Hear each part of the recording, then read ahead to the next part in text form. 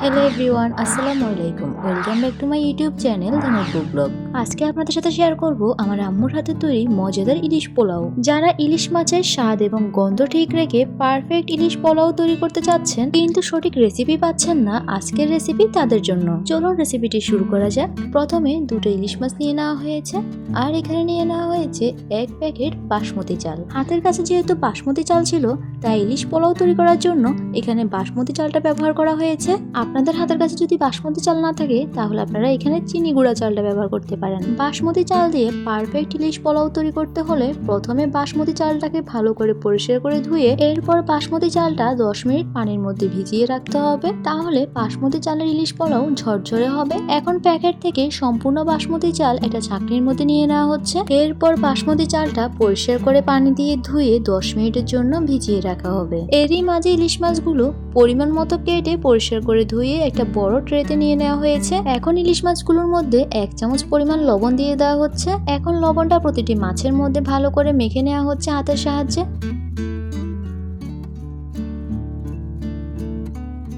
এই পর্যায়ে সবগুলো মাছের মধ্যে লবণটা ভালো করে মেখে এখন মাছটাকে কিছুক্ষণের জন্য রেস্টে রেখে দেওয়া হচ্ছে। এই পর্যায়ে ইলিশ পোলাও তৈরি করার জন্য ইলিশ মাছের সাথে যে মশলাটা ব্যবহার করা হয় সেটা কিভাবে তৈরি করা হয় সেটা দেখিয়ে দিচ্ছি আপনাদেরকে। প্রথমে একটা বাটির মধ্যে 5 চামচ পরিমাণ পেঁয়াজ বাটা দিয়ে দেওয়া হচ্ছে। এরপর এর মধ্যে দিয়ে দেওয়া হচ্ছে 2 চামচ পরিমাণ রসুন বাটা, 1 চামচ পরিমাণ ধনিয়া গুঁড়া, 1 চামচ পরিমাণ জিরা গুঁড়া, 2 চামচ পরিমাণ লাল মরিচের গুঁড়া, 1 চামচ পরিমাণ লবণ, 1 চামচের থেকেও একটু বেশি পরিমাণে কাঁচামরিচ বাটা। এরপর দেওয়া হচ্ছে প্রায় 6 থেকে 7 চামচ পরিমাণ টক দই। আপনারা কিন্তু আপনাদের মাছের পরিমাপ অনুযায়ী মশলাটা তৈরি করবেন। আম্মু এই মশলাটা 2 বার তৈরি করেছে যেহেতু আমাদের মাছের পরিমাণটা বেশি ছিল। এরপর এর মধ্যে দিয়ে দেওয়া হচ্ছে প্রায় 1 থেকে 2 চামচ পরিমাণ সাদা তেল। এখন সবগুলো উপকরণ একসাথে মিক্সড করে নিয়ে নেওয়া হচ্ছে। সবগুলো মশলা একসাথে মিক্সড করা শেষে এখন এর মধ্যে দিয়ে দেওয়া হচ্ছে একটা লেবুর 1 স্লাইস। এরপর মশলার সাথে ভালো করে লেবুটাকে মিক্সড করে নিয়ে নেওয়া হচ্ছে। এই পর্যায়ে মশলাটা তৈরি করা কমপ্লিট। এখন চলুন রান্না শুরু করা যাক। প্রথমে চুলার আঁচ মিডিয়াম হিটে রেখে চুলায় একটা পাইপ্যান বসিয়ে দেওয়া হয়েছে। এখন পাইপ্যানের মধ্যে পরিমাণ মতো তেল দিয়ে দেওয়া হচ্ছে। এরপর তেলটা গরম হওয়ার জন্য অপেক্ষা করতে হবে। এই পর্যায়ে তেলটা গরম হয়ে গিয়েছে। এখন তেলের মধ্যে যে মশলাটা তৈরি করে রাখা হয়েছিল সেই মশলাটা দিয়ে দেওয়া হচ্ছে। মশলাটা তেলের মধ্যে দেওয়ার সাথে সাথে মশলাটা নাড়তে শুরু করতে হবে, তা না হলে মশলা পুড়ে যাওয়ার সম্ভাবনা থাকে। বেশ কিছুক্ষণ সময় নিয়ে মশলাটা ভালো করে কষিয়ে নেওয়া হচ্ছে।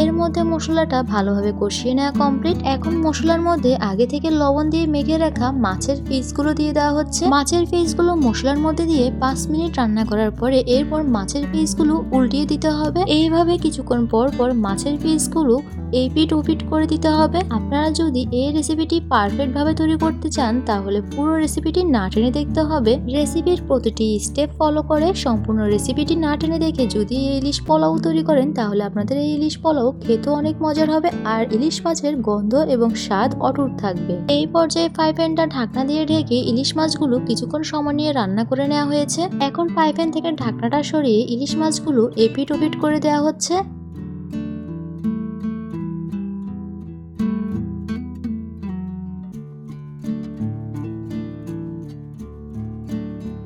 ইলিশ মাছগুলো এপিট ওপিট করে এখন ঢাকনা দিয়ে ঢেকে আরো কিছুক্ষণ পর্যন্ত ইলিশ মাছগুলো রান্না করে নেওয়া হচ্ছে।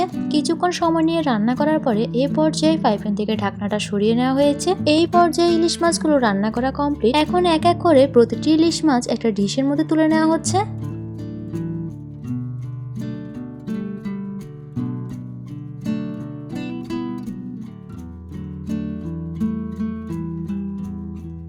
একই পদ্ধতিতে বাকি ইলিশ মাছগুলো রান্না করে ডিশের মধ্যে তুলে নেওয়া হচ্ছে।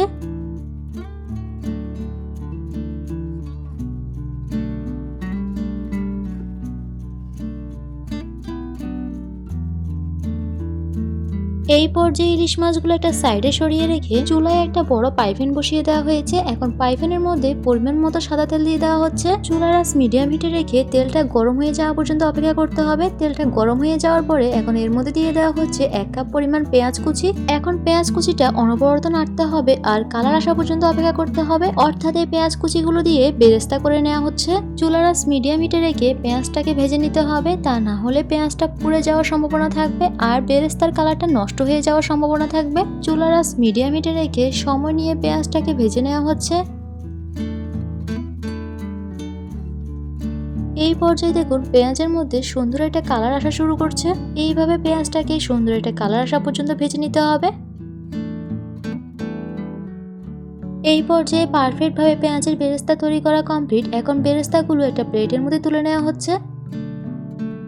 এখন বেরেস্তাগুলো একটা সাইডে সরিয়ে রেখে বেরেস্তা তৈরি করা তেলের মধ্যে 2 থেকে 3 চামচ পরিমাণ পেঁয়াজ কুচি দিয়ে দেওয়া হচ্ছে। এরপর পেঁয়াজ কুচিগুলো কিছুক্ষণ সময় নিয়ে নেড়ে ছেড়ে ভেজে নেওয়া হচ্ছে। প্রায় 3 থেকে 4 মিনিট পেঁয়াজটা ভেজে নেওয়া শেষে এখন এর মধ্যে দিয়ে দেওয়া হচ্ছে দারচিনি, এলাচি, তেজপাতা। এরপর পেঁয়াজটাকে আরো কিছুক্ষণ সময় নিয়ে ভেজে নেওয়া হচ্ছে।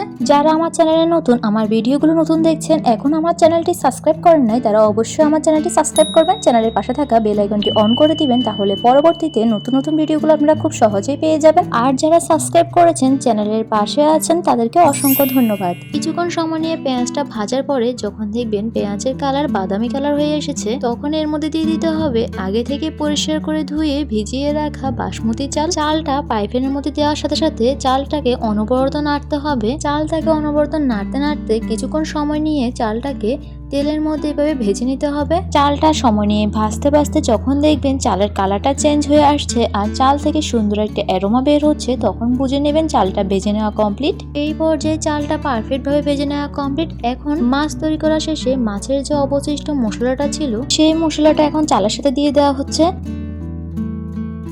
মশলাটা চালের সাথে দেওয়া শেষে এখন মশলাটা চালের সাথে ভালো করে মিক্সড করে মশলা এবং চালের মিক্সটা আরো কিছুক্ষণ সময় নিয়ে তেলের মধ্যে ভেজে নেওয়া হচ্ছে।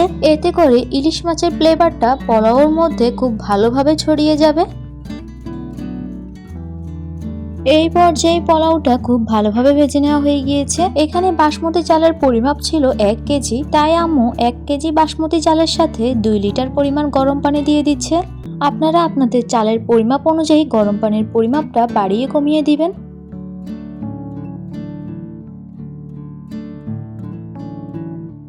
গরম পানি দেওয়া শেষে এখন পোলাওর মধ্যে দিয়ে দেওয়া হচ্ছে প্রায় 3 চামচ পরিমাণ লবণ।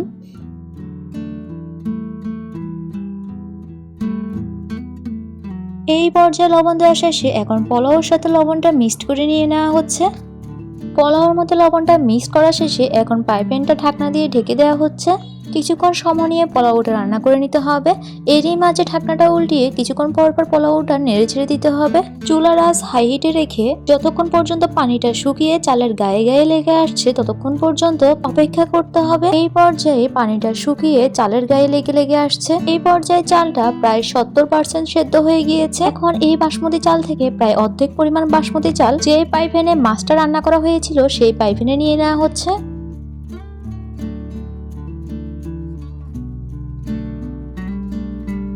অর্ধেক পরিমাণ বাসমতি চাল আলাদা করে নেওয়া শেষে এখন পাইপেনে বাকি যে অর্ধেক পরিমাণ বাসমতি চাল ছিল সেই বাসমতি চালগুলোকে উপর নিচ করে উল্টিয়ে পাল্টিয়ে সমান করে নেওয়া হয়েছে। এখন সমান করা বাসমতি চালের উপরে পরিমাণ মতো ইলিশ মাছের পিসগুলো দিয়ে দেওয়া হচ্ছে।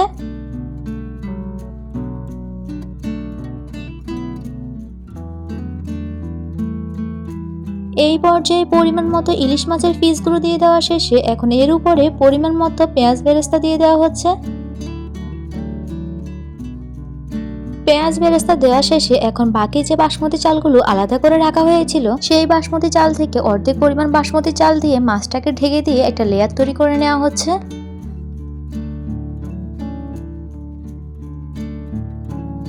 লেয়ার তৈরি করা শেষে এখন বাকি যে ইলিশ মাছগুলো ছিল সেই ইলিশ মাছগুলো চালের লেয়ারের উপরে দিয়ে দেওয়া হচ্ছে।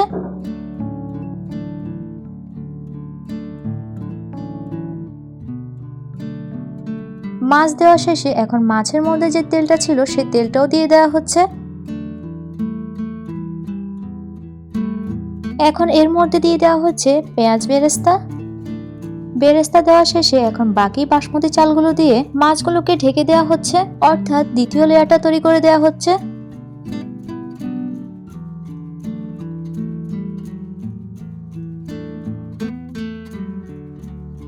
এই পর্যায়ে লেয়ারটা দেওয়া শেষে এখন চালটা সমান করে দিয়ে এর উপরে দিয়ে দেওয়া হচ্ছে বাকি পেঁয়াজ বেরেস্তা, সাথে দেওয়া হচ্ছে প্রায় কয়েকটা কাঁচামরিচ। এরপর পাইপেন্ডা ঢাকনা দিয়ে ঢেকে ইলিশ পোলাওগুলো প্রায় 10 মিনিটের মতো দমে দেওয়া হচ্ছে।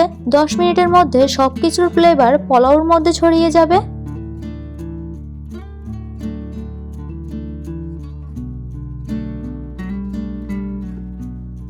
10 মিনিট দমে দেওয়া শেষে এখন এই পর্যায়ে ইলিশ পোলাও তৈরি। এই রেসিপি ফলো করে যদি আপনারা ইলিশ পোলাও তৈরি করেন তাহলে আপনাদের ইলিশ পোলাও পারফেক্ট হবে আর খেতেও অনেক মজার হবে এবং ইলিশের স্বাদ এবং গন্ধ অটুট থাকবে। অবশ্যই পারফেক্ট এই ইলিশ পোলাও রেসিপি তৈরি করতে হলে প্রতিটি স্টেপ ফলো করতে হবে। দেখুন পোলাওগুলো কতটা ঝরঝরে হয়েছে।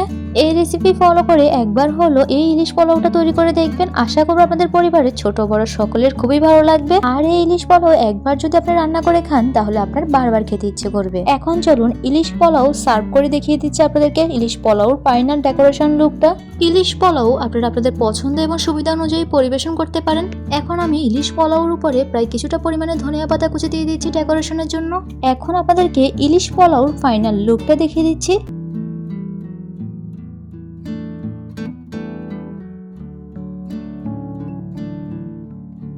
দেখুন কতটা লোভনীয় হয়েছে ইলিশ পোলাও।